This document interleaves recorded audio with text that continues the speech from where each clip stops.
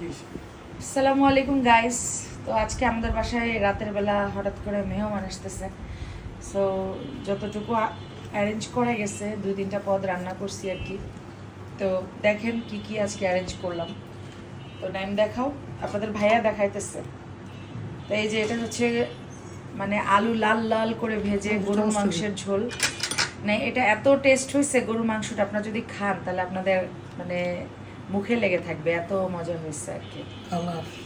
কালারটা কি দেখছেন? মাছের মধ্যে তেলও মাছ বলতেছে, মাংসের মধ্যে তেলও আছে না? ভালো। মাংসটা একটু দেখেন কেমন হয়েছে, ঢেকে রাখুন। লোল ফেললে কে বলো? রিল বানাচ্ছি, বেশি ওয়েট করো না। এরপরে হচ্ছে তারপর এখানে হচ্ছে আমরা মিক্সড একটা সালাদ বানাইছি।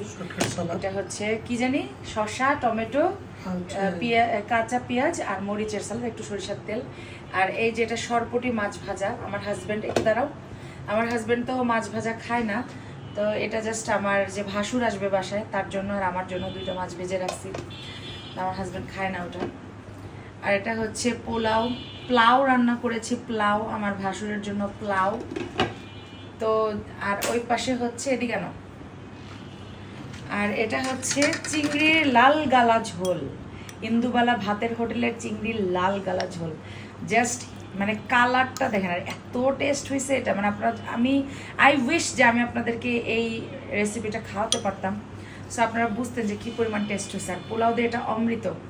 তো যাই হোক, গরুর মাংস, তারপর পোলাও, চিংড়ি ভুনা, টমেটো দিয়ে, তারপর হচ্ছে আমি শশা করেছি, আর হচ্ছে শশা সালাদ আর টমেটো সালাদ বানাইছি, আর হচ্ছে কি বলে মাছ ভাজা করছি, সরপটি মাছ ভাজা। এই হচ্ছে আজকের শর্টকাট আয়োজন। আমার ভাসুর আসতেছে, আমার ভাসুরের জন্য করলাম।